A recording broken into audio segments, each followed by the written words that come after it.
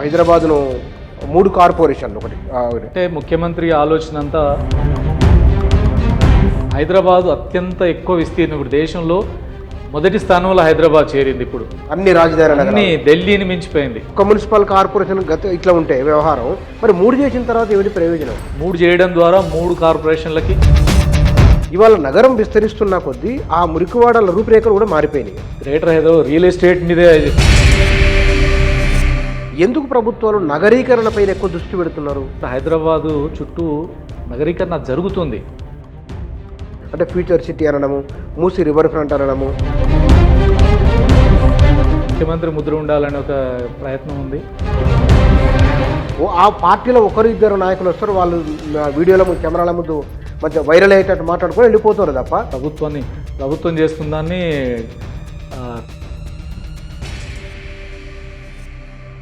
నమస్తే. మన ప్రభుత్వము హైదరాబాద్ విషయంలో కొన్ని నిర్ణయాలు తీసుకుంటూ ఉన్నది. ఇంతకుముందున్న Hyderabad municipal corporation, greater Hyderabad municipal corporation, HMDA ఇట్లా దశల వారీగా విస్తరిస్తున్న కొద్దీ దాని పరిధులు మారుతూ వచ్చినాయి. తాజాగా మరొక నిర్ణయం ప్రభుత్వం తీసుకున్నది. అది 3 జోన్లుగా విడగొడుతున్నారు. దీని వలన ప్రయోజనం ఏమన్నా ఉన్నదా? ఉంటే ఏమిటి? వీటి గురించి మనం మాట్లాడదాం. మన దగ్గర ఈ హైదరాబాదు నగరం పైన, మున్సిపాలిటీల పైన, వాటి సమస్యల పైన అవగాహన ఉన్నవారు, కొన్నాళ్ళుగా పనిచేసిన వారు శ్రీనివాస్ గారు మన దగ్గర ఉన్నారు. వారితో మాట్లాడదాం. సార్ నమస్కారం. నమస్కారం సార్, ఈ హైదరాబాదు ఇవాళ పేపర్లో చూసింటారు మీరు, హైదరాబాదును 3 కార్పొరేషన్లు ఒకటి అంటే ఎందువల్ల ఈ నిర్ణయం తీసుకుంటున్నట్లు ఏమైనా ప్రయోజనం ఉంటుందా? అంటే ఇప్పుడు వాస్తవంగా గ్రేటర్ హైదరాబాద్ మున్సిపల్ కార్పొరేషన్ని చుట్టూ ఉన్న దాదాపు ఒక 20 మున్సిపాలిటీలు, 7 కార్పొరేషన్లను దీంట్లో మర్జ్ చేశారు ఒక 4 రోజుల క్రితం. అంటే ఔటర్ రింగ్ రోడ్ లోపల ఉన్న ప్రాంతం అంతా కూడా జిహెచ్ఎంసి పరిధిలోకి రావాలి అనేది నిర్ణయం జరిగింది. అంటే ముఖ్యమంత్రి ఆలోచన అంతా ఇది core urban regional economy, cure అంటున్నారు. క్యూర్, ప్యూర్, రేర్ అని తెలంగాణని 3 భాగాలు విడగొట్టారు. అందులో క్యూర్, కోర్ అర్బన్ ఏరియా మొత్తం, అంటే ఔటర్ రింగ్ రోడ్ లోపల ఉన్నటువంటి ప్రాంతం అంతా ఒక విభాగం కింద చూస్తాం. అందుకని ఇది మొత్తాన్ని జిహెచ్ఎంసీలో కలిపారు. అంటే దీన్ని ఇప్పుడు 3 భాగాలు విడగొడతాం. జిహెచ్ఎంసీ ఇప్పుడు 300 డివిజన్లు, తర్వాత దాని 12 జోన్లు, ఈ రకంగా ఆల్రెడీ కలిపేశారు. ఇప్పుడు దాన్ని 3 ముక్కలు చేస్తాం. ఇది ఇలా ఉండదు. జిహెచ్ఎంసీ ఫిబ్రవరికి దాని పీరియడ్ అయిపోతుంది, 5 years కాలం అయిపోతుంది. అయిపోయిన తర్వాత దీన్ని 3 భాగాలు చేస్తామనే చర్చ చాలా కాలంగా ఉంది. సో ఇప్పుడు దాన్ని చేస్తామని స్పష్టంగా చెప్తున్నారు. అది ఏ పద్ధతులు చేస్తారు, ఎలా చేస్తారో తెలియదు. వాస్తవంగా మరి కలపడంలో చుట్టూ ఉన్న కోర్ అర్బన్ ఏరియా అంతా ఒక్క కార్పొరేషన్లో తీసుకొచ్చారు. ఇప్పుడు దాన్ని 3 భాగాలు చేస్తున్నారు. 3 భాగాలు చేయడానికి ఏమిటి రీజన్స్ అనేది ఏమి వివరాలు మనకు తెలియదు. సో దానివల్ల ఎన్ని ప్రయోజనాలు ఉంటాయంటే అడ్మినిస్ట్రేటివ్ రీజన్స్. ఇవన్నీ ఏంటంటే 300 వార్డులతోటి ఇంత పెద్ద జిహెచ్ఎంసీ కార్పొరేషనా, ఇంత పెద్ద కార్పొరేషన్ని ట్యాంక్ బండ్ కేంద్రంగా ఉండే కార్యాలయం జిహెచ్ఎంసీ హెడ్ ఆఫీస్ నుంచి మొత్తం పాలన చేయగలుగుతామా? దీనికి విభాగాలు 3 కమిషనరేట్లు విడగొడితే బెటర్ అవుతుంది, ఈ ఆర్గ్యుమెంట్ ఉంది. సో ఒకే కేంద్రంగా కష్టం కంటే 3 కేంద్రాలుగా 3 కార్పొరేషన్లకు చేద్దామని. ఎన్ని ఉంటుందనేది దాని అనుభవాలు చూడాల్సిందే. ఎందుకంటే దేశంలో వివిధ నగరాల్లో రకరకాల పద్ధతులు ఉన్నాయి. పెద్ద నగరాల్లో అట్లాగే ఉన్నాయి, పెద్ద నగరాలను నడిపే కార్పొరేషన్స్ ఉన్నాయి. వాటిని ముక్కలు చేశారు, కలిపేశారు. రకరకాల మార్గాలు ఇప్పటికే జరిగింది. ఇప్పుడు ఢిల్లీ ఉంది. ఢిల్లీ గతంలో 2011లో 3 మున్సిపల్ కార్పొరేషన్గా ఢిల్లీ కార్పొరేషన్ విడగొట్టారు, నార్త్, వెస్ట్, సౌత్ లాగా. మళ్ళీ 2022లో 3 కలిపి ఢిల్లీ మున్సిపల్ కార్పొరేషన్ ఒకటే ఉండాలని మళ్ళీ కలిపేశారు. ఎందుకు విడగొట్టారు అన్నప్పుడు దానికి అప్పుడు చెప్పింది ఏంటంటే ఒకే కేంద్రంగా దీని పాలన కష్టంగా ఉంది. మళ్ళీ కలిపినప్పుడు ఏమన్నారు, విడగొట్టడం వల్ల కోఆర్డినేషను, ఆర్థిక సమస్యలు, ఫైనాన్షియల్ డిస్పారిటీస్ ఇవన్నీ ఉన్నాయన్నారు. ఇప్పుడు హైదరాబాద్ కూడా రేపు ఎలా ఉంటుంది, దీని 3 భాగాలు ఏ ప్రాంతాలు ఎలా కలుపుతారు, మరి ఆ 3 కమిషనరేట్స్గా ఏర్పడితే ఆ 3 కార్పొరేషన్స్ వాటికి సంబంధించినటువంటి ఆర్థిక పరిస్థితులు ఏంటి, ఆ ప్రాంతంలో వచ్చే నిధులు ఏంటి, ట్యాక్స్లు ఏంటి, డెవలప్మెంట్ ఏంటి, డెవలప్మెంట్లో తేడాలు లేకుండా ఎలా చేస్తారు, ఇవన్నీ చూడాలి. అయితే ఇందులో స్పెసిఫిక్ ఏంటంటే సైబరాబాద్ ఒక సపరేట్గా ఉంచాలి. ఇది ఫైనాన్షియల్ డిస్ట్రిక్ట్, హైటెక్ సిటీ, మాదాపూర్, ఈ బాగా వెస్ట్ సైడ్ ఏదైతే బాగా అభివృద్ధి అవుతున్న ఉందో దాన్ని ఒక ప్రత్యేక కార్పొరేషన్ ఉంచాలి, దాన్ని స్పెషల్ డెవలప్మెంట్ అనేది ఒక ఆలోచన కనపడుతుంది. తర్వాత ఎక్స్టెండెడ్ ఏరియాస్ అన్నీ ఒక ప్రాంతంగా ఉంటాయని ఇప్పుడు అందుకనే గ్రేటర్ హైదరాబాద్ జిహెచ్ఎంసీ ఉంటుంది, సైబరాబాద్ కమిషనరేట్, మూడో దాని పేరు ఇప్పుడు ఈరోజు పత్రికలు వచ్చి చూస్తే మల్కాజ్గిరి కార్పొరేషన్ అంటున్నారు. గతంలోనే హైదరాబాద్, సికింద్రాబాద్, సైబరాబాద్ అన్నారు. ఈ 3 బాధల నుంచి మళ్ళీ కొంత మార్పు ఉన్నట్టు ఇప్పుడు కనపడుతుంది. మరి ఏ రకంగా డివిజన్ చేస్తారో ఎలా జరుగుతుందో ఇప్పుడే అర్జెంటుగా మనం చెప్పలేం. కాబట్టి ఆ డివిజన్ ప్రభుత్వం చేసినప్పుడు దాని రీజనింగ్ ఏంటి, ఎందుకు అలా చేస్తున్నారు, దాని వివరాలను చూడాల్సినటువంటి అవసరం. ఇప్పుడు మన పక్కన చెన్నై ఉంది, ఇటు పక్కన బెంగళూరు ఉంది. ఈ హైదరాబాదు దాదాపు అంత సమానమైన పాపులేషన్లో నగర విస్తీర్ణం దాదాపు ఒకే రకంగా ఉంటాయి 3? లేదు, హైదరాబాద్ అత్యంత ఎక్కువ విస్తీర్ణం. ఇప్పుడు దేశంలో మొదటి స్థానంలో హైదరాబాద్ చేరింది. ఇప్పుడు అన్ని రాజధాని నగరాలు ఢిల్లీని మించిపోయింది. ఇప్పుడు గ్రేటర్ హైదరాబాద్ పరిస్థితి మొన్నటి వరకు జిహెచ్ఎంసీ ఏరియా 650 చదరపు కిలోమీటర్లు.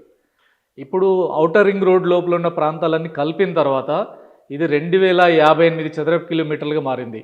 3 టైమ్స్ పెరిగింది. ఢిల్లీ ఇప్పటివరకే హైయెస్ట్ ఏరియా, విశాలమైన ఏరియా ఢిల్లీ, అది 1400 చదరపు కిలోమీటర్లు. ఈ 1400 దాటి మనం 2000 చదరపు కిలోమీటర్లకు వెళ్ళాం. పక్కనున్న బెంగళూరు చూస్తే 700 చదరపు కిలోమీటర్లు మాత్రమే, థర్డ్ ఉండేది అది. కాబట్టి ఇతర నగరాలు ఏరియాతో పోలిస్తే మనది ఈరోజు జిహెచ్ఎంసీ అనేది మొదటి స్థానానికి వెళ్ళిపోయింది. అంత విస్తారమైన ఏరియా, సిటీ ఉంది, దాన్ని మున్సిపల్ పరిపాలనలోకి తీసుకొచ్చారు. ఆ రకంగా జిహెచ్ఎంసీని ఒక పెద్ద ప్రాంతంగా మారింది. జనాభా రీత్యా చూస్తే ఏంటంటే జనాభా రీత్యా కూడా ఇప్పుడు ఒక 3వ స్థానం, మొదట ఢిల్లీ ఉంటే సెకండ్ ముంబై ఉంటే థర్డ్ హైదరాబాద్. సో ఆ స్థానానికి జనాభా సంఖ్య గ్రేటర్ హైదరాబాద్లో ఇప్పుడు దాదాపు 1,70,00,000 మందికి. 1,70,00,000? 1,70,00,000. ఈరోజు మొత్తం ఔటర్ రింగ్ రోడ్ పరిధి అంతా జిహెచ్ఎంసీ. మన ఊహకందన సంఖ్య పెరిగింది. ఇప్పుడు ఈ లేటెస్ట్ జనాభా లెక్కల అంచనాల ప్రకారం 1,70,00,000 ఉంటుందని. మిగతా ఢిల్లీ, ముంబై మనకంటే 2 కోట్ల పైన ఉంటాయి అవి. కాబట్టి వాటి తర్వాత 3వ స్థానంలో జనాభా ఉంది. ఏరియా రీత్యా మనమే అతిపెద్ద నగరపాలక సంస్థగా జిహెచ్ఎంసీ ఇప్పుడు ఆవిర్భవించిన పరిస్థితి. కాబట్టి ఇక్కడ ఏ ప్రాంతం వారు ఎక్కువ ఉన్నారు మన దగ్గర, ఏ రాష్ట్రాల వాళ్ళు? అంటే రాష్ట్రాల కింద చూస్తే అట్లా మనం ఏ రాష్ట్రాల వాళ్ళు ఉన్నారనేది మనం చెప్పలేం. అట్లా మనం లెక్కలు వేయలేం. రకరకాల చారిత్రకంగా హైదరాబాద్ అనేది మల్టీ లాంగ్వేజ్, మల్టీ కల్చరల్, ఇది ఒక కార్పొరేట్ కల్చర్ ఉన్నటువంటిది. ఇక్కడ ఆ రకంగా ఆంధ్ర ప్రాంతం వాళ్ళు ఉన్నారు. ఇప్పుడు అది సపరేట్ స్టేట్ అయిన తర్వాత అయినా పెద్ద సంఖ్యలో ఉన్నారు, గుజరాతీలు ఉన్నారు. తెలుగు వారి కంటే తెలుగేతరులే పెరిగింది. ఇప్పుడు మీరు అన్నారు 1,70,00,000 అన్నారు కదా, ఓ 40,000 నా అక్కడ అటువైపు నుంచి ఉత్తరం నుంచి ఏమైనా వచ్చారని ఉండదు. అంత సంఖ్యలో ఉండదు, అంత నార్త్ ఇండియన్స్ అంత ఉండే పరిస్థితి లేదు. సో వాళ్ళ సంఖ్య ఉంటుంది. ఇప్పుడు మన హైదరాబాద్లో కొన్ని ఏరియాలు, సికింద్రాబాద్లో కొన్ని, అది హిస్టారికల్గా ఉన్నటువంటి, ఇప్పుడు రీసెంట్గా వచ్చి పెద్ద సంఖ్యలో వచ్చి ఒక వలసల్లాగా వచ్చి చేరిన పరిస్థితి కాదు. కానీ బిజినెస్ రీత్యా చూస్తే బిజినెస్లో మాత్రం ఇతరుల యొక్క డామినేషన్ పెరుగుతున్న పరిస్థితి. మనకంటే ఇతర ప్రాంతాల నుంచి వచ్చిన వ్యాపారంలో ఇప్పుడు Jubilee hills, Banjara hills, Madhapur బాగా అభివృద్ధి అవుతున్న ప్రాంతాల్లో వాళ్ళ పాత్ర ఎక్కువగా ఉన్నట్టు కనపడుతుంది. వాళ్ళ రోల్ కూడా ఎక్కువ ఉంది, వాళ్ళ వ్యాపారాలు ఎక్కువ ఉన్నాయి. ఆ వ్యాపార సామ్రాజ్యాలు ఉన్నాయి. ఆ రకంగా భూములు, రియల్ ఎస్టేటు, అనేక రంగాల్లో వాళ్ళు బాగా విస్తరిస్తున్న పరిస్థితి మనం చూస్తున్నాం. ఈవెన్ ఎంప్లాయీస్లో కూడా ఐటీ జాబ్స్లో వాటిల్లో కూడా సంఖ్య పెరుగుతుంది బాగా. ఇదే హైదరాబాద్లో ఐటీ అంటే ఇది తెలుగు వాళ్ళకి, తెలంగాణ వాళ్ళకే పరిమితమైన పరిస్థితి ఏం లేదు. ఇతర ప్రాంతాల నుంచి కూడా చాలామంది చూస్తున్నాం. ఇప్పుడు ఎల్ఎన్టీ మెట్రో రైల్లో పనిచేస్తున్న వాళ్ళు చూస్తాం. సో అంత మన వాళ్ళు అనడానికి ఏం లేదు. హైదరాబాద్ కానీ చాలామంది బయట నుంచి వచ్చిన వాళ్ళు కూడా ఉంటారు. మనమే రెస్ట్రిక్ట్ చేయలేం. బట్ లోకల్స్కి ఆ ఎంప్లాయ్మెంట్ పెరగాలి, ఇంత పర్సంటేజ్ ఉండాలని డిమాండ్ ఉంది. అది ఖచ్చితంగా దాని ప్రభుత్వాలు ఆలోచించాల్సిన అవసరం ఉంటుంది. కానీ ఇంత విస్తీర్ణం వచ్చి ఇంత జనాలు ఇక్కడ వాళ్ళకు ఎమ్యూనిటీస్ ప్రాబ్లం కాదు, చాలా రాబోయే రోజుల్లో ఇంత. అంటే ఇప్పుడు జిహెచ్ఎంసీని ఎందుకు ఈ రకంగా ఇంత విస్తరణకి, ఎందుకు ఈ మున్సిపల్ కార్పొరేషన్ని ఇంత భారీ స్థాయిలో విస్తరించడానికి ఏమిటి రీజన్స్ అన్నప్పుడు చెప్తుంది. ఒకటి, ఒక ఓవరాల్గా ఒకే ప్లాన్ ఉంటుంది, ఒక యూనిఫామ్ ప్లాన్ చేసుకోవడానికి పనిచేస్తుంది. కాబట్టి ఆ రకంగా ప్లానింగ్ ఉండాలి. ఏ మున్సిపాలిటీకి ఆ మున్సిపాలిటీ, ఏ కార్పొరేషన్కి ఆ కార్పొరేషన్ ప్లాన్స్ కంటే కూడా ఆ రకంగా ఒక యూనిఫామ్ ప్లాన్ చేయడానికి ఉంటుంది అనేది ఒక అంశం. తర్వాత డెవలప్మెంట్లో కూడా అన్ని ప్రాంతాలకి తగినంత ప్రాధాన్యత ఇచ్చేదానికి అవకాశం ఉంటుంది, ఎక్కడికక్కడ కాకుండా. కాబట్టి అదొక రకంగా ప్రయోజనం ఉంటుందనేది చెప్తున్నటువంటిది. దానికంటే ప్రధానంగా ఈరోజు ప్రభుత్వం ఈ ప్యూర్ రేర్ అనే ఇది కానీ ఔటర్ రింగ్ రోడ్ మొత్తాన్ని విస్తరించడం కానీ లేదంటే ఔటర్ రింగ్ రోడ్ అవతల ఏర్పడబోతున్న ఫ్యూచర్ సిటీ కూడా ఆ సైజ్ తక్కువ కాదు. ఇప్పుడు హైదరాబాద్ మొన్నటి వరకు ఉన్న జిహెచ్ఎంసి దాని ఏరియా 650 చదరపు కిలోమీటర్లు అయితే ఫ్యూచర్ సిటీ ఏరియా 769 కిలోమీటర్లు. 769 చదరపు కిలోమీటర్లు. చాలా పెద్ద విస్తీర్ణంతో కూడుకున్న ఫ్యూచర్స్. అంటే పాత జిహెచ్ఎంసీ కంటే పెద్ద ఏరియాలో ఫ్యూచర్ సిటీని కడతామని. ఈ హైదరాబాద్ ఇంత అభివృద్ధి కావడానికి 400 ఏళ్ళ చరిత్ర ఉంది. మీరు 4 ఏళ్లలో ఫ్యూచర్ సిటీ మొత్తాన్ని అద్భుతాలు చేసేస్తే అదేం జరిగేది కాదు. ఈ అన్నిటి వెనకాల ఉన్నది ఏంటంటే, ఒకటి హైదరాబాద్ బ్రాండ్ ఇమేజ్ పెరుగుతుందనేది, హైదరాబాద్ యొక్క ఇది వస్తుందనేది ఒక అంశం అయితే, బాగా అభివృద్ధి అవుతుంది పెరుగుతుందనేది రియల్ ఎస్టేట్ ఓరియంటేషన్ ఎక్కువగా ఉంది. రియల్ ఎస్టేట్ పెంచుకోవడం, భూముల విలువలు పెరగడం, ఆ రకంగా రియల్ ఎస్టేట్ వ్యాపారం పెరగడం. తర్వాత ప్రపంచంలో ఉన్న పెట్టుబడులని ఇక్కడ అభివృద్ధి భారీగా జరుగుతుంది కాబట్టి పెట్టుబడులకి ఆకర్షించడానికి ఒక మార్గంగా ప్రభుత్వం చూస్తున్న పరిస్థితి ఉంది. ముఖ్యమంత్రి గారు చెప్పేది, ఇప్పుడు ఈ క్యూర్ ఏరియా, ఈ కోర్ అర్బన్ ఏరియా, ఈ జిహెచ్ఎంసీ ఔటర్ రింగ్ రోడ్ లోపల ఉన్న పరిధిలో మేము సౌకర్యాలు అంతర్జాతీయ స్థాయిలో కల్పిస్తామని చెప్తున్నారు. ఇక్కడ ఏ రకమైన ఇబ్బందులు లేకుండా, ఇప్పుడు పత్రికల్లో ఈరోజు చూస్తే ఏంటంటే, కాలుష్యం లేని నగరం, లేదా చెత్త లేని నగరం, లేదా ఎట్లాంటి ట్రాఫిక్ సమస్యలు లేని నగరం, ఈ నగరాన్ని చాలా భారీ స్థాయిలో అభివృద్ధి చేస్తామని చెప్తున్నారు. మంచి ఆలోచన కదా అది. అవన్నీ లక్ష్యాలు, ఆశయాలు చాలా మంచివే. కానీ దానికి కావాల్సింది ఏంటి? ప్రణాళిక ఒకటే కాదు, ప్రణాళిక దగ్గర నిధులు కావాలి. నిధులు ఒకటే కాదు, నిధులు ప్రధానం. ఇప్పుడు నిధుల సంగతి ఏంది? తెలంగాణ ఏర్పడిన తర్వాత జిహెచ్ఎంసీ ఏరియాకి, హైదరాబాద్ అభివృద్ధికి ఏం నిధులు ఇచ్చారు? 10 ఏళ్ళ కేటీఆర్ మున్సిపల్ మంత్రి, కేసీఆర్ గారు ముఖ్యమంత్రి, 10 ఏళ్లలో జిహెచ్ఎంసీని కంప్లీట్ నెగ్లెక్ట్ చేశాడు. రూపాయి ఇచ్చిన పరిస్థితి లేదు. పోయిన 10 ఏళ్లలో మొదటి ఏడాది, రెండో ఏడాది మినహాయిస్తే తర్వాత 8 ఏళ్ళు హైదరాబాద్లో డబ్బులు మస్తున్నాయి. మేము ఇచ్చేదేంది? మీరు ఇక్కడ వసూలు చేసుకోండి, లేదా అప్పులు తెచ్చుకోండి. ఇది వైఖరి. అందుకని జిహెచ్ఎంసీ అనే దానికి చట్టబద్ధంగా రావాల్సిన నిధుల్ని కూడా పక్కన పెట్టారు.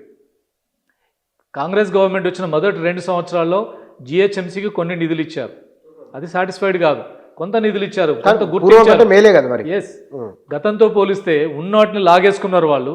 ఇప్పుడు కొత్తగా అదనంగా కొంత నిధులు ఇచ్చినటువంటి ఈ 2 ఏళ్ల పాలన కనిపిస్తుంది మనకు. ఇది సరిపోదు. ఇప్పుడు ముంబైలో కానీ, లేదంటే బెంగళూరులో కానీ, చెన్నై నగరాల్లో వాళ్ళ బడ్జెట్లు చూస్తే మన బడ్జెట్లు అసలు పోలికే లేదు. ఇప్పుడు మొత్తం ఇంత పెద్ద నగరానికి నిన్న బడ్జెట్ వేశారు, 11,000 కోట్ల బడ్జెట్ అని వేశారు. ఎక్కడ 11,000 కోట్ల బడ్జెట్? ముంబై చూస్తే 50,000 కోట్లు, 60,000 కోట్ల బడ్జెట్ ఉంటుంది. కార్పొరేషన్ బడ్జెట్, వార్షిక బడ్జెట్. ఎస్, 50,000 కోట్లు. భారీ బడ్జెట్లు అవి. భారీ బడ్జెట్ ఎక్కడి నుంచి వస్తుంది? ఒక చిన్న రాష్ట్ర బడ్జెట్తో సమానం. అంత భారీ బడ్జెట్లు ఎక్కడి నుంచి వస్తాయి? స్టేట్ గవర్నమెంట్ తన కొన్ని నిధుల్ని, కొన్ని సోర్సెస్ని జిహెచ్ఎంసీకి బదలాయించాలి. మీకు కొన్ని సోర్సెస్ అన్నీ స్టేట్ దగ్గరే పెట్టుకొని, లేదా సెంట్రల్ గవర్నమెంట్ దగ్గర పెట్టుకున్న తర్వాత, మరి లోకల్ గవర్నమెంట్ కదా ఇది. మున్సిపల్ కార్పొరేషన్ అంటే ఇదో కార్పొరేషన్ కాదు, ఇది ఒక గవర్నమెంట్. పబ్లిక్ ఎన్నుకునే కేంద్ర ప్రభుత్వం ఎట్లో, రాష్ట్ర ప్రభుత్వం ఎట్లో, లోకల్ ప్రభుత్వం ఇది. సిటీ ప్రభుత్వాన్ని కూడా మీరు అక్కడ గుర్తించాలి కదా. సిటీ ప్రభుత్వానికి కూడా నిధులు ఉండాలి కదా. కాబట్టి నగరం అభివృద్ధి కావడం అంటే దీనికి కావాల్సిన నిధులు సఫిషియెంట్గా ఇవ్వాలి, దాని సోర్సెస్ క్రియేట్ చేయాలి, చట్టబద్ధంగా రావాల్సిన నిధులు ఇవ్వాలి. ఇప్పుడు హైదరాబాద్లో ప్రొఫెషన్ ట్యాక్స్ అని మన వృత్తి పన్ను ప్రతి ఎంప్లాయీ నుంచి, అందరి దగ్గర నుంచి వృత్తి పన్ను వసూలు చేస్తారు. ఈ వృత్తి పన్ను వసూలు అయ్యేది మొత్తం కూడా మున్సిపల్ కార్పొరేషన్కి వెళ్ళాలి. కానీ రాష్ట్ర ప్రభుత్వాలు చేసింది ఏంటంటే, వృత్తి పన్ను వసూలయ్యే మొత్తం స్టేట్ గవర్నమెంట్ తీసేసుకుంటుంది. Entertainment tax, motor vehicle tax, ఈ రకరకాల ట్యాక్స్లన్నీ స్టేట్ గవర్నమెంట్ ఖాతాలోకి వెళ్ళిపోతున్నాయి, ఇక్కడ రావట్లేదు. నిధులే లేకుండా ఎట్లా అభివృద్ధి అవుతుంది? ఒకటే నిధులు, రెండోది ఈ ప్రభుత్వానికి గుర్తింపేది. అసలు ఇక్కడ ప్రభుత్వం ఉంది, ఏడో మేయర్ ఉన్నాడు, ఏడో కార్పొరేటర్ ఉన్నాడు. అసలు ఈ ప్లాన్లో, అభివృద్ధిలో వాళ్ళ పాత్ర ఎక్కడైనా ఉంటుందా? వాళ్ళ ఐడెంటిటీ ఎక్కడైనా ఉంటుందా? అసలు కార్పొరేషన్ కౌన్సిల్ మీటింగ్లే జరగవు. నిర్ణయాలన్నీ ముఖ్యమంత్రి, మున్సిపల్ మంత్రి చేస్తాడు. గత ప్రభుత్వాలు 10 ఏళ్ళు హైదరాబాద్ అంటే కేటీఆర్ హైదరాబాద్ లాగా మార్చారు. ఏడు మేయర్ ఉంది, మేయర్ నిర్ణయాలు ఏం లేదు.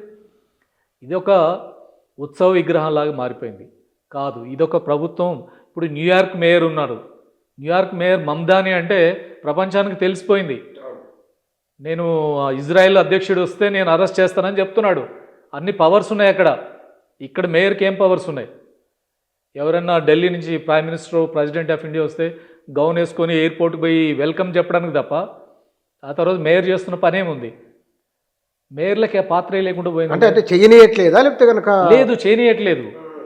లోకల్ సిటీ ప్రభుత్వాలకి వాళ్ళకి ఇది రాజ్యాంగబద్ధంగా ఏర్పడే సంస్థ. 74 రాజ్యాంగ సవరణ ద్వారా 1992లో మున్సిపాలిటీలకి వీటికి 5 ఏళ్ళకోసారి ఎన్నికలు పెట్టాలి. వాళ్ళకు 18 రకాల విధులు ఉంటాయి, వాళ్ళకి కొన్ని నిధుల సోర్సెస్ ఉంటాయి. వాటిని నడపాలి. ప్రజలు ఎన్నుకుంటున్నారు వాళ్ళని. ఇప్పుడు మీరు నామినేట్ చేస్తున్న కమిషనర్లు కాదు అక్కడ ఉండేది, ప్రజలు ఎన్నుకుంటున్నారు. మరి ఎన్నుకున్నది ఈ ప్రభుత్వం నడపాలి. వాళ్ళు ఇండిపెండెంట్గా నడుపుకునేటువంటి కెపాసిటీస్ ఇవ్వాలి, నిధులు ఇవ్వాలి. ఆ రకంగా విధులు వాళ్ళు అమలు చేసుకునేటట్టు ఉండాలి, ప్లానింగ్ ఉండాలి. హైదరాబాద్లో ఏ మూలలో ఏం జరగాలనేది ఆడున్న లోకల్ కార్పొరేటర్కి తెలుస్తుందా, మున్సిపల్ మంత్రికి తెలుస్తుందా? లోకల్ కార్పొరేటర్ ఆ లోకల్ ప్రజలని రిప్రజెంట్ చేయాలి. అందుకనే దీన్ని అభివృద్ధి జరగడం అంటే ప్లానింగ్లో, ఎగ్జిక్యూషన్లు అన్నింటిలో వాళ్ళ భాగస్వామ్యం ఉండాలి. అంటే ఇప్పుడు ఒక మున్సిపల్ కార్పొరేషన్ ఇట్లా ఉంటే వ్యవహారం, మరి 3 చేసిన తర్వాత ఏమిటి ప్రయోజనం? అప్పుడు మూడు చేస్తుందా చేయట్లేదు, 3 చేస్తారనేది చాలా కాలంగా నడుస్తున్నటువంటి చర్చ. 3 చేయడం ద్వారా 3 కార్పొరేషన్లకి ఒకవేళ 1 ఉన్నా 3 చేసినా మీరు మీ విధానం మారాలి. మీరు వాళ్ళకి సపరేట్గా వాటిని నడుపుకునేటువంటి కెపాసిటీస్ ఇవ్వాలి. ఇప్పుడు ఈ 3 కాదుగా, రాష్ట్రంలో 140 మున్సిపాలిటీలు ఉన్నాయి. వాటి కూడా ఆ మున్సిపాలిటీ పరిస్థితి ఏంటంటే జీతాలు ఇవ్వలేని పరిస్థితి. ఇంకా హైదరాబాద్లో కొంత ఆదాయాలు, కొంత ఇన్కమ్ ఉంది, కొంత డెవలప్మెంట్ ఉంది. మిగతా మున్సిపాలిటీలకి ఏంది నెల జీతాలు ఇవ్వలేరు. డెవలప్మెంట్ ఎక్కడిది? ప్రభుత్వం ఎప్పుడైనా నిధులు ఇస్తే 4 డెవలప్మెంట్, లేకపోతే లేదు. సో అందుకని ఇప్పుడు జరగాల్సింది హైదరాబాద్లో ఈ మున్సిపల్ కార్పొరేషన్ ఈ పరిధిలో ఒక యూనిఫామ్ ప్లానింగే కాదు, అక్కడ ఉన్న నిధుల కోసం ఇక్కడున్న లోకల్ బాడీ సరైన ఇండిపెండెంట్గా వాళ్ళు నడుపుకునేటట్టుగా చేయడం, వాళ్ళకి ఆ రకం అధికారాలు ఇవ్వాలి. వాళ్ళ ప్లానింగ్ చేసుకుని అభివృద్ధి చేసుకునేటట్టు ఉండాలి. ఆ మార్పులు జరగాలి. కానీ ఇక్కడ మీరు హైదరాబాద్ నగరంలో మురికివాడల మీద అధ్యయనం చేశారు సీరియస్గా. ఇవాళ నగరం విస్తరిస్తున్న కొద్దీ ఆ మురికివాడల రూపురేఖలు కూడా మారుతాయి కూడా. అక్కడ వాళ్ళే ఉన్నారా, వేరే వాళ్ళు అక్కడికి వచ్చేసిండ్రా? అదేమైనా స్టడీ చేసి? అంటే మురికివాడలకు సంబంధించి ఇప్పుడు జరుగుతుంది ఏంటంటే అసలు మురికివాడల ఎజెండా లేదు. గ్రేటర్ హైదరాబాద్ రియల్ ఎస్టేట్ మీదే ఎజెండా తప్ప మురికివాడల ఎజెండా లేదు. 10 ఏళ్ళలో అసలు మర్చిపోయారు. ఒకప్పుడు ఒక 20 ఏళ్ల క్రితం చూస్తే జిహెచ్ఎంసీ పరిధిలో మురికివాడలు వీటి కోసం మొత్తం జిహెచ్ఎంసీ బడ్జెట్లో 40% వాటికి కోసం కేటాయించాలి అని ఒక విధాన నిర్ణయం జరిగేది. 40% ఫండ్స్ దానికోసం కేటాయించాలి. పేదరిక నిర్మూలన, మురికివాడల అభివృద్ధి, అర్బన్ కమ్యూనిటీ డెవలప్మెంట్ అని జిహెచ్ఎంసీలో ఒక వింగ్. దానికంత పాపులర్. అసలు యూసీడీ అనే వింగ్ అడ్రస్ లేకుండా పోయింది. స్లమ్ అనే చర్చ లేదు. బడ్జెట్లు దాని గురించి అసలు మాట్లాడే పరిస్థితి లేదు. సో ఇప్పుడు స్లమ్స్ పరిస్థితి కంప్లీట్గా దాని గురించి ఎవరు మాట్లాడుతున్న పరిస్థితి లేదు. అందుకని ఇప్పుడు మురికివాడలకు సంబంధించింది ఇప్పుడు హైదరాబాద్ అభివృద్ధిలో మురికివాడల్ని అభివృద్ధి చేయడం, వాటిని ఐడెంటిఫై చేయడం, వాటి స్టాండర్డ్స్ పెంచడం, అక్కడ సఫిషియెంట్ సౌకర్యాలు ఏర్పాటు చేయడం, ఇది ఒక ముఖ్యమైన ఎజెండా. అందుకని మురికివాడల కోసం ప్రత్యేక ప్లాన్ కావాలంటున్నాం. హైదరాబాద్లో ఇప్పుడు కలిపిన హైదరాబాద్లో ఎన్ని మురికివాడలు ఉన్నాయని లెక్కలు ఇప్పటివరకు ఎవరు చెప్పలేదు. పాత జిహెచ్ఎంసీలు 1700 మురికివాడలు ఉన్నాయి. 1700? ఎస్. సో దాదాపు 25% జనాభా మురికివాడలు ఉన్నారు. సో ఆ మురికివాడలో వాటిలో అక్కడ హౌసింగ్ రైట్స్ కావచ్చు, అక్కడ ల్యాండ్ రైట్స్ కావచ్చు, అక్కడ ఫెసిలిటీస్ కావచ్చు, ఇన్ఫ్రాస్ట్రక్చర్ డెవలప్మెంట్ కావచ్చు, ఇవన్నీ మురికివాడల అభివృద్ధి మీద ఆ రకమైన శ్రద్ధ పెట్టాల్సిన అవసరం ఉంది. ఇంకొక అంశం కూడా ఏంటంటే ఇప్పుడు గ్రేటర్ హైదరాబాద్లో గ్రేటర్ హైదరాబాద్ విస్తరించారు. మధ్యలో ఒక ప్రాంతం మిగిలిపోయింది, సికింద్రాబాద్ కంటోన్మెంట్ బోర్డు. అవును. సికింద్రాబాద్ కంటోన్మెంట్ బోర్డుని ఎందుకు కలపాలి? జిహెచ్ఎంసీలోనే సికింద్రాబాద్ కంటోన్మెంట్ బోర్డులో ఉండే జనమంతా కోరుకుంటున్నారు. 4.5 లక్షల మంది జనాభా అక్కడ ఉన్నారు. వాళ్ళందరూ మమ్మల్ని మున్సిపల్ కార్పొరేషన్లో కలపండి అంటున్నారు. ఎందుకు కలపట్లేదు? కేంద్ర ప్రభుత్వం క్లియరెన్స్ ఇవ్వట్లేదు. కేంద్ర ప్రభుత్వం రాష్ట్ర ప్రభుత్వం మధ్య చర్చలు జరిగినాయి. ప్రాపర్టీ ఎక్స్చేంజ్లు రకరకాల అన్నీ జరిగినాయి, పక్కన పెట్టేశారు. ఇప్పుడు ప్రజలు అక్కడ ఇంతమంది జనాభా ఉన్నారు, అక్కడ సౌకర్యాలు లేవు, అక్కడ డెవలప్మెంట్ లేదు. ఈ మున్సిపాలిటీతో పోలిస్తే అది చాలా వెనకబడిపోయింది. అధ్వానం, నిధులేం దొరకవు అక్కడ నిధులు రావాల్సిన సెంట్రల్ గవర్నమెంట్ నుంచి ఆర్మీ ప్రాంతాల్లో ఉన్న డెవలప్మెంట్ చేసినందుకు సర్వీస్ ఛార్జ్ కడతారు. 1200 కోట్లు పెండింగ్ ఉంది సెంట్రల్ గవర్నమెంట్ దగ్గర. ఆ 1200 కోట్లు ఇస్తే ముందు సికింద్రాబాద్ కంటోన్మెంట్ బోర్డులో బ్రహ్మాండమైన ఫెసిలిటీస్ క్రియేట్ చేయొచ్చు. సెంట్రల్ గవర్నమెంట్ పట్టించుకోదు, స్టేట్ గవర్నమెంట్ ఇస్తే అంతో ఎంతో నిధులు ఇవ్వాలి. లోకల్ కెపాసిటీ, లోకల్ నిధులు చాలా నామినల్. ఎలా డెవలప్ అవుతుంది? కార్పొరేషన్లు కలపాలి. ఇప్పుడు ఇక్కడున్న కేంద్ర మంత్రులు కిషన్ రెడ్డి కావచ్చు, సంజయ్ గారు కావచ్చు, కంటోన్మెంట్ బోర్డు ఇందులో కలిపే పని జరగాలి. జరిగితే అది యూనిఫామ్ డెవలప్మెంట్. మరి ఆ కంటోన్మెంట్ బోర్డును కూడా కలపాలి. దాని మీద ఎక్కడ చర్చ జరుగుతుంది లేదు, ఎవరు మాట్లాడుతుంది లేదు. ముఖ్యమంత్రి గారు దాని మీద ఏం మాట్లాడుతున్న పరిస్థితి లేదు. అంటే కేంద్రం ఒప్పుకోదనే అంచనాకు వచ్చిండేమో తెలియదు. మరి ఇక్కడ ఎందుకు ప్రభుత్వాలు నగరీకరణపైన ఎక్కువ దృష్టి పెడుతున్నారు? రీజన్ ఏమిటి? ఎందుకంటే 300 డివిజన్లకు పెంచడం, ఈ 300 డివిజన్లు పెంచడానికి లాజిక్ ఏమిటి? అంటే 300 డివిజన్లు అంటే ఇప్పుడు హైదరాబాద్ నగరీకరణ అంటే ఇప్పుడు హైదరాబాదు చుట్టూ నగరీకరణ జరుగుతుంది. ఒకటి, హైదరాబాద్ చుట్టూ ఉన్న ప్రాంతాలు ఆల్రెడీ దాని ఎక్స్పాన్షన్, నగరం పెరుగుతుంది. దాన్ని మున్సిపాలిటీలో పరిధిలోకి తీసుకురావడం, పాలనలోకి తీసుకురావడం. రెండోది, కొన్ని ఇప్పుడు ప్రభుత్వం చేస్తున్న దాంట్లో ఏంటంటే వీలైనంత నగరీకరణ మీద ఎక్కువ బలవంతంగా కూడా కలిపే పనులు జరుగుతున్నాయి. ఈ నగరీకరణ ద్వారా ఒకటేమో ప్రభుత్వం ఇది డెవలప్మెంట్కి ఒక నగరీకరణ అనేది ఒక అభివృద్ధి అనేది చూపిస్తున్నారు. కానీ నగరీకరణ జరగడం వల్ల న్యాచురల్గా జరగాలి. న్యాచురల్గా అభివృద్ధి జరుగుతున్న కొద్దీ దాన్ని పరిపాలన పరిధిలోకి తీసుకురావాలి. ఇప్పుడు ప్రభుత్వం కొత్తలో వచ్చినప్పుడు తెలంగాణ రాష్ట్రంలో అర్బన్ డెవలప్మెంట్ అథారిటీస్ అని ఒక 26 డెవలప్మెంట్ అథారిటీస్ ప్రకటించారు. ఎందుకు ప్రకటించారని చూస్తే ఒక ములుగు జిల్లా తప్ప అన్ని అర్బన్ డెవలప్మెంట్ అథారిటీ కిందకి వచ్చేసినాయి. ఎందుకు అర్బన్ డెవలప్మెంట్ అథారిటీస్ అంటే అర్బన్ పెరుగుతుంది కాబట్టి ఒక ప్లానింగ్ ఉండాలి, ఇష్టారాజ్యంగా ఇళ్ల నిర్మాణం చేసుకోవడానికి లేదు కాబట్టి అథారిటీస్ కింద తీసుకొచ్చినామని. కానీ వాస్తవంగా జరిగింది ఏంటంటే అర్బన్ డెవలప్మెంట్ కింద చూపిస్తే కేంద్రం నుంచి నిధులు ఎక్కువ వస్తాయి. సో ఒక ప్రైమ్ మినిస్టర్ ఆవాస్ యోజన, ఇందిరమ్మ ఇల్లు కట్టాలి. అర్బన్ అయితే 1,00,000 ఇస్తారు కేంద్ర ప్రభుత్వం, రూరల్ అయితే 76,000 ఇస్తారు. సో ఇదంతా అర్బన్ ఏరియా కాబట్టి ఎక్కువ నిధులు వస్తాయి. సింపుల్, అందులో కనపడుతుంది. అంత మించి అర్బన్ డెవలప్మెంట్ అథారిటీస్ లేవు, ఏదో కాగితం మీద అథారిటీసే. దానికి ఒక అధికారం లేదు, దానికి ఒక ప్లానింగ్ లేదు, అది అసలు దాని గురించి ఎవరు మాట్లాడుతుందే లేదు. ఇప్పుడు నిజంగానే అర్బన్ డెవలప్మెంట్ అథారిటీ ఎక్కడున్నాయి? ఇప్పుడు ఉన్నాయి, పేపర్ మీద ఉన్నాయి. సో ఎవడైనా పర్మిషన్ తీసుకోవాల్సి వస్తే అథారిటీ దగ్గర పోవాల్సిన పరిస్థితి వచ్చింది, భారం కూడా అది. కానీ గవర్నమెంట్ ఒక సెటిల్ నుంచి నిధులు ఎక్కువ రాబట్టుకోవడానికి అది ఉపయోగపడుతుంది అనుకున్నారు. కానీ అర్బన్ కిందకి వచ్చిన తర్వాత గ్రామీణ ఉపాధి హామీ పథకం పోతుందా, ఆ నష్టం ఎంత జరుగుతుందో ఆ లెక్కలు కూడా ఉన్నాయి. సో అల్టిమేట్గా ఏదో కొంత అదనంగా ఆదాయం వస్తుందనే దృష్టిలో పెట్టుకొని చేసిన పరిస్థితి. అందుకని ఇప్పుడు ఈ నగరాల నగరీకరణ అనేది సహజంగా జరగాలి తప్ప ఈ అన్నీ కలుపుకొని మర్జ్ చేసి గ్రామాలని కలిపి ఆ రకంగా బై ఫోర్సబుల్గా కలిపే ప్రయత్నం చేయొద్దు. కామారెడ్డిలో గతంలో ఆ ప్రయత్నం చేస్తే కామారెడ్డి మాస్టర్ ప్లాన్ అని చెప్పి చుట్టూ ఉన్న ఊర్లను కలిపిస్తే అంతా తిరుగుబడ్డారు. ఎందుకంటే మా మీద పన్నుల భారం ఎక్కువైపోద్ది, మా డెవలప్మెంట్ ఉండదు, మా ఐడెంటిటీ లేకుండా పోతుంది. సో దాని మీద జరిగింది. అందుకని ప్రభుత్వం, గత ప్రభుత్వం అయినా ఈ ప్రభుత్వమైనా ఈ అర్బన్ డెవలప్మెంట్ అనేది ఒక కన్సల్టెంట్లు, కొంత టెక్నోక్రాట్స్ వాళ్ళు చెప్తున్న దాన్ని దృష్టిలో పెట్టుకుని పోతున్నారు. నిజమైన ప్రజల అవసరాలు ఏంటి, నిజంగా ఇక్కడ డెవలప్మెంట్కి ఏం చేయాలి, ఇక్కడున్న ఎక్స్పీరియన్స్ ఉన్నటువంటి నిపుణులు కానీ, ఇప్పుడు మున్సిపాలిటీలో పనిచేసిన అనేక మంది ఇంజనీర్లు ఉన్నారు, అనేక మంది ఎక్స్పర్ట్స్ ఉన్నారు. వాళ్ళ ఇవి తీసుకోవట్లేదు, వాళ్ళ సేవలు తీసుకోవట్లేదు. ఎవరో ఇంటర్నేషనల్ కన్సల్టెంట్స్ రకరకాల వాళ్ళే అన్ని నగరాలకు ఒక ప్లాన్ ఇచ్చేస్తారు. చిన్న చిన్న మార్పులతో ప్రతి నగరానికి మాస్టర్ ప్లాన్ అంటారు, ప్లాన్ ఇస్తారు, దాని ప్రకారం ప్రొసీడ్ అవుతున్న పరిస్థితే. రెండోది, ఏదైనా ఒక నగర ఏర్పాటు, ఇప్పుడు హైదరాబాద్ ఏర్పాటులో కూడా ప్రభుత్వాలు ఆలోచిస్తున్న తీరు ఎట్లుందంటే దీని మీద లోతైన చర్చ లేకుండానే జరిగిపోతుంది.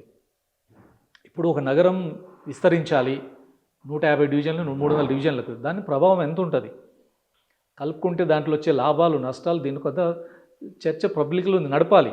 ఇక్కడున్న ప్రజాప్రతినిధులు అసెంబ్లీలో చర్చ లేదు, కార్పొరేషన్లో చర్చ లేదు, ప్రజల్లో ఎక్కడ లేదు, అకస్మాత్తుగా జరిగిపోతున్న పరిస్థితి. కానీ ఇక దీంట్లో ఏదో దేశ రెండో రాజధానికి హైదరాబాదు అని ఏదో యూట్యూబ్ రకరకాల దాని మీద కూడా ప్రచారాలు ఉన్నాయి. మరి ప్రచారాలు మాత్రం జరుగుతున్నాయి, కేంద్రపాలిత ప్రాంతం చేస్తారని చెప్పేటువంటి ప్రచారం జరుగుతుంది. కానీ కేంద్రపాలిత ప్రాంతాన్ని ఎవరు అంగీకరిస్తారు? అది తెలంగాణ ఉనికి ఉంటుంది అట్లా చేస్తే. అసలు తెలంగాణ ఎక్కడిది? ఇంకా నువ్వు ఔటర్ రింగ్ రోడ్ లోపల ఉన్న హైదరాబాద్ అంతా కేంద్రపాలిత ప్రాంతం, ఇక తెలంగాణ ఎక్కడిది? తెలంగాణ అస్తిత్వం ఎక్కడిది? అవుట్. అందుకు దాన్ని ఇప్పుడు ఎవరు అంగీకరించే పరిస్థితి లేదు. అట్లాంటి దిక్కుమాలిన ఆలోచన ఎవరైనా చేస్తే వాళ్ళని తీసుకొచ్చి మూసీలో ముంచాల్సిందే. దాన్ని అంగీకరించే పరిస్థితి ఉండదు. అంటే ఇవన్నీ అటువైపేనా ఏమి అని కొందరు అనుకుంటున్నారు. అదే అట్లాంటి చర్చ మాత్రం జరుగుతుంది. రెండో వైపు చర్చ ఏమో ఇదేదో మజ్లిస్కి లాభం చేయడం కోసమే చేస్తున్నారు అనేటువంటి చర్చ కొన్ని రాజకీయ పార్టీలు ముందుకు తీసుకొస్తున్నాయి. ఎట్లయితే ఎట్లా ఏం చేస్తారని ఏం లేదు, దాన్ని ఒక బూచిగా చూపిస్తున్నారు. అంటే దీన్ని 3 ముక్కలు చేసి ఒక ముక్క వాళ్ళకి లాభం అయ్యేటట్టు చేస్తానికే చేస్తున్నాడు. మరి విభజన జరిగిన తర్వాత నిజంగా అట్లాంటి ముక్క వాళ్ళకి లాభం కలిగేటట్టు ఉందా అది మనకు తెలియదు. అది నిజంగా అది చేసిన తర్వాత మాట్లాడితే అర్థం ఉంది. ఓకే, అదంతా ఒక ప్రాంతం చేసి వాళ్ళ మెజారిటీ ఉండేటట్టుగా చేసి ఇదైతే అని అట్లాంటి ప్రచారం జరుగుతుంది. ఇప్పటి వరకు చూస్తున్న దాన్ని ఎక్స్పాన్షన్ ఇవన్నీ చూస్తే ఏంటంటే మిస్టేక్స్ ఏంటంటే, ఒకటి ప్రభుత్వం చేస్తున్నప్పుడు దీనికి సంబంధించిన కంప్లీట్ డేటా ఈ గ్రేటర్ హైదరాబాద్ పరిధిలో ఎంత జనాభా ఉంటుంది, ఎన్ని ఏ డివిజన్లలో ఎంత, ఎందుకంటే వార్డుల డివిజన్ కూడా ఎట్లా చేశారు మీరు, ఏ పాపులేషన్ లెక్కలు తీసుకున్నారు? 2011లో జనాభా లెక్కలు జరిగినాయి. 2011 జనాభా లెక్కలు తీసుకొని చేశారా? మొన్న ముఖ్యమంత్రి గారు సర్వే సమగ్ర సర్వే చేశారు కదా ప్రజల బీసీ రిజర్వేషన్ల కోసం పాపులేషన్, ఆ లెక్కలు తీసుకున్నారా? లేదంటే కేసీఆర్ గారు చేసిన సమగ్ర కుటుంబ సర్వే లెక్కలు తీసుకున్నారా? ఏ లెక్కలు తీసుకొని 300 డివిజన్లకు పాపులేషన్ చూపించారు? బయటికి ఇప్పటివరకు చెప్పలేదు. హైకోర్టులో కేసు వేసిన దాని మీద వివరాలు చెప్పలేదు. సో ఏమంటే 2026లో జనాభా లెక్కలు జరగబోతున్నాయి, ఈ లోపులోనే వార్డుల విభజన జరగాలి, మీరేం ఆటంకపరచొద్దు. ఈ 2026 జనాభా లెక్కల్లో మొత్తం వివరాలన్నీ అప్పుడు ఈ వార్డుల వారీగా జరుగుతాయి కాబట్టి ఒక యూనిఫామ్గా అన్ని వార్డులన్నీ లెక్కించుకోవడానికి అవకాశం ఉంటుంది కాబట్టి దానికోసం త్వరగా పూర్తి చేస్తున్నామని చేసేసారు. కానీ డేటా లేదు, ప్రజలు చర్చ లేదు, ప్రజల యొక్క అభిప్రాయాలు సక్రమంగా తీసుకున్నటువంటి పరిస్థితి లేదు. ఈవెన్ కార్పొరేటర్లు కూడా స్వేచ్ఛ ఇచ్చిన పరిస్థితి లేదు. హడావుడికి చేశారు. కానీ హైదరాబాదు విస్తరిస్తుంది కాబట్టి కార్పొరేషన్ని కూడా అన్ని ప్రాంతాలని ఇందులో తీసుకురావడం అనేది ఒక సహజంగా జరుగుతున్నటువంటి అంశం కిందనే చూస్తున్న పరిస్థితి. అంత తీవ్రంగా అభ్యంతరాలు ఏ రాజకీయ పార్టీ చెప్పలేదు. కాబట్టి ప్రభుత్వం దీని అభివృద్ధి మీద చిత్తశుద్ధితో ప్రయత్నం చేసి నిధులు కేటాయించి ఆ మున్సిపల్ కార్పొరేషన్ స్వయంగా దాన్ని పరిపాలించుకునే ఆ కెపాసిటీస్ కల్పిస్తే ఎక్కువ ప్రయోజనం జరుగుతుంది. కానీ ఇక్కడ రేవంత్ రెడ్డి తన పరిపాలన ముద్ర ఉండే ఒక ఆలోచన కూడా ఉంది. అంటే ఫ్యూచర్ సిటీ అనడము, మూసి రివర్ ఫ్రంట్ అనడము, ఇప్పుడు ఈ హైదరాబాద్ను పరిపాలన పరంగా కొన్ని మార్పులు తీసుకొని రావడము, అంటే రియల్ ఎస్టేట్ను కొంత బూస్టింగ్ ఇవ్వడము, లేదా తన ముద్ర ఉండాలన్న తాపత్రయం డెఫినెట్గా ఉంది. ముఖ్యమంత్రి ముద్ర ఉండాలనే ఒక ప్రయత్నం ఉంది. చేస్తున్న దాంట్లో కొంత తొందరగా చేస్తున్నప్పటికీ కూడా ఓవరాల్గా చూస్తే దాంట్లో అంత అభ్యంతర పడాల్సిన పరిస్థితి. ఇప్పుడు గత ప్రభుత్వంలో జిల్లాల విభజన చేశారు, గందరగోళం. ఈరోజు కూడా 33 జిల్లాలు ఏంటి తెలంగాణలో? ఏందా జిల్లాలు? ఒక కాన్స్టిట్యున్సీ లేని కూడా ఒక జిల్లా ఉంది. ఒకే కాన్స్టిట్యూ ఒకటే నియోజకవర్గం, దానికి ఒక ఎమ్మెల్యే, ఒక ఎస్పీ, ఒక కలెక్టర్. ఏం జిల్లాలవి? అంత దిక్కుమాలిన పద్ధతిలో జరిగిన అప్పుడు విభజన. ఇప్పుడు దాన్ని మార్చలేని పరిస్థితి. అంత అధ్వానంగా డివిజన్ జరిగింది. ఇప్పుడు జరుగుతున్న దాంట్లో తొందరపాటు జరిగిన ఇది వాస్తవంగా జరగాల్సినటువంటి పరిస్థితే. హైదరాబాద్ విస్తరిస్తుంది కాబట్టి దాన్నంతా కార్పొరేషన్ పరిధిలోకి తీసుకురావడం, ఆ రకంగా ఒక యూనిఫామ్ ప్లాన్ చేసుకోవాల్సింది ఉంది. కానీ దీన్ని సరైన పద్ధతిలో ప్రజల్లో చర్చ పెట్టాల్సిన అవసరం ఉంది. ఒపీనియన్ తీసుకోవాలి, ప్రజాప్రతినిధులు చర్చించాలి, లేదా ఎక్స్పర్ట్స్తో కూడా చర్చించాలి. దీని ఇంపాక్ట్ ఎంత ఉంటుంది, ఈ మార్పుల కారణంగా కొంత హడావుడికి జరుగుతున్నటువంటి ఒక సమస్య మాత్రం దీంట్లో కనపడుతుంది. అందుకనే గత ప్రభుత్వంలో దాంతో పోల్చడం జరుగుతున్న పరిణామాలు కొంత ప్రాక్టికల్గా దగ్గరగా అవసరాలు తగ్గట్టు కొన్ని జరుగుతున్నట్టు కనపడుతుంది. రూరల్ తెలంగాణ పైన ఉదాహరణకు కరెంటు, నీళ్లు, మిగతా సౌకర్యాలు ఇవ్వాలన్నప్పుడు ఇక్కడ వాతావరణంలో మార్పులు, ఇంత పాపులేషన్ అన్నప్పుడు చెట్లు కొట్టేయాలి, రోడ్లు వేయాలి, గుట్టలు ధ్వంసం చేయాలి, వీటిపైన మన అధ్యయనం జరుగుతున్నది ఎక్కడన్నా మీ నోటీస్లో లేదు. అసలు ఇప్పుడు ఏంటంటే దీని ఆ రకమైన లోతైన అధ్యయనాలు లేవు. ఇప్పుడు కొన్ని ఎలా ఉన్నాయంటే హిల్ట్ పాలసీ అని తీసుకొచ్చారు.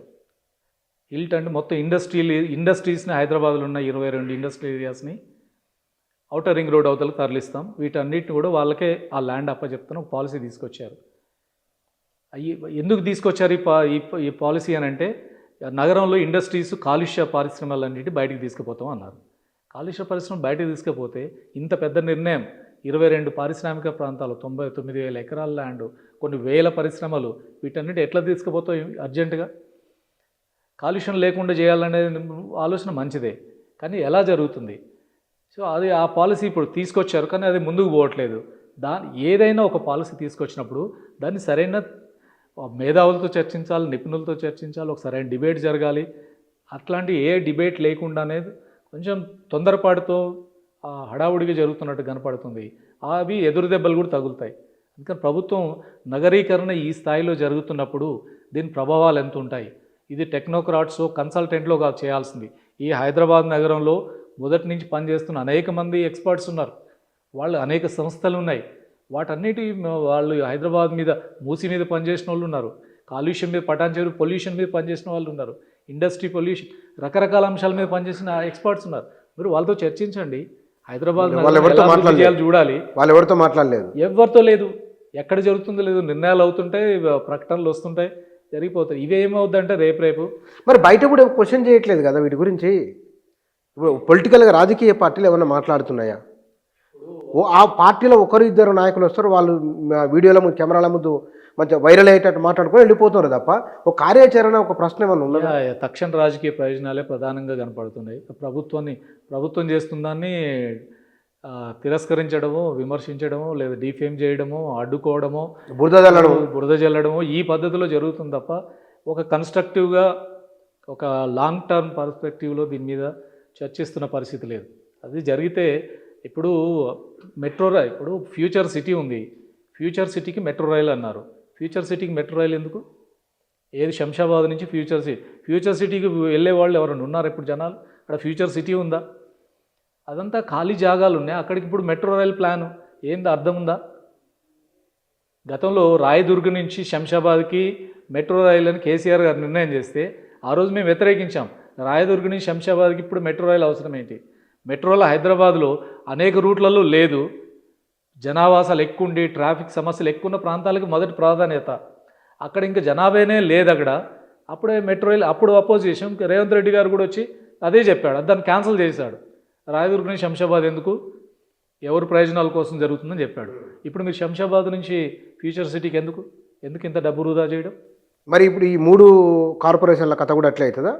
3 కార్పొరేషన్లది దాంట్లో పెద్దగా తప్పాల్సిన అవసరం ఏం లేదు. మంచిదే.